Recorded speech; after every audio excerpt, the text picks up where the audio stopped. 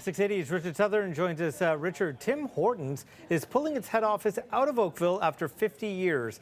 We also know they're still in this battle with franchise owners, and the federal government is also looking into irregularities. You've been talking to the president of Tim Hortons. What's he saying? Lots to talk about, Francis. But first, yes, the head office, after 50 years moving out of Oakville, it's going to be going into downtown Toronto, the Tim Hortons headquarters, now into the Exchange Tower. The company says it won't result in any job cuts, and it's to better keep on top of the trends. Yes, the federal government looking into the Brazilian owners of Tim Hortons. Yes, the franchise owners upset about all sorts of things, including costs being downloaded. And many Tim Hortons customers, they're not happy at all. So why is everyone so unhappy at Tim Hortons? I asked that question to Alex Macedo, the president of the company. What I can say is that we're going to work really, really hard to regain the trust and confidence of anyone that might be upset with us.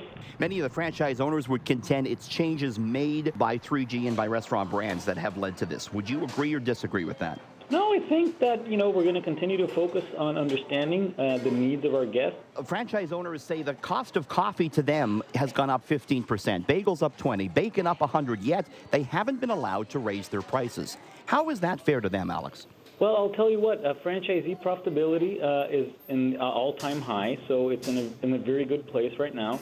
And some prices will change with commodities as they come and go, and our role is to drive sales and keep our guests happy so that they keep coming back. Federal government investigating allegations that restaurant brands failed to live up to promises made under the Investment Canada Act. What's the latest with this? I know that, we've complied and reported each and every year without complaint for the government. So Minister Baines hasn't reached out to you, his office hasn't reached out to you on this yet? No, we're in constant communication with the government, but I have nothing to report other than we've sent them everything that was requested over the last few years.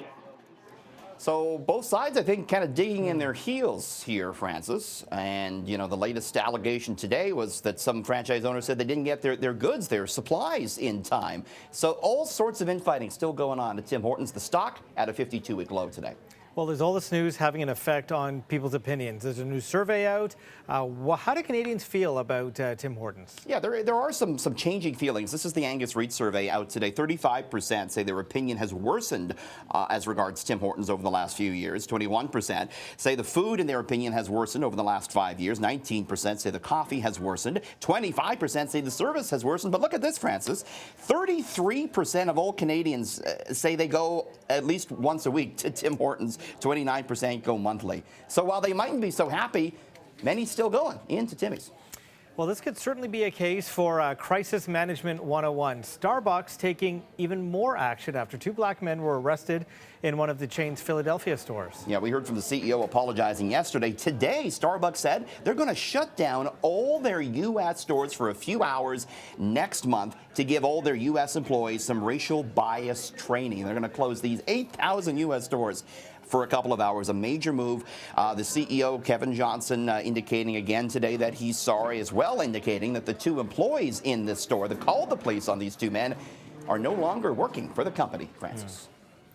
Well, let's switch gears. Air Canada is making a big push for premium travelers. The airline rebranding international business class and adding things like flat beds to some domestic routes. Yeah, so first off, international business class, they're going to be calling it now, Francis, Signature Suite. That's the new name for it, kind of after their new Signature Lounge at Toronto Pearson Airport. And the new international service will include upgraded champagne offerings, new cocktails, the addition of garlic bread in the bread basket. Got to have those little details. Whoa, garlic bread, yes. Stop the presses. And BMW car transfer between terminals for paying passengers. On some overnight domestic routes between Vancouver, Toronto, LA, Toronto, and San Francisco, Toronto, there will be lie flat options in business class and upgraded amenities on board. So they're trying to go after those passengers that pay the top bucks, and Air Canada stock was up 2.5% today. Okay. Home upgrades remain popular, but what about some of the more outrageous home additions out there, Richard? I'm going to show you some, and you're going to want some of these, Francis, but whether or not we can afford them is another question. Indoor pool. Did you go to my house? Is that my pool? No. You don't have an indoor pool. That would be nice. Pools are expensive enough, but it's getting the room for them when you want the indoor room that can cost anywhere between $20,000 and $256,000. Richard, the indoor pool that's $20,000, I think is called a bathtub.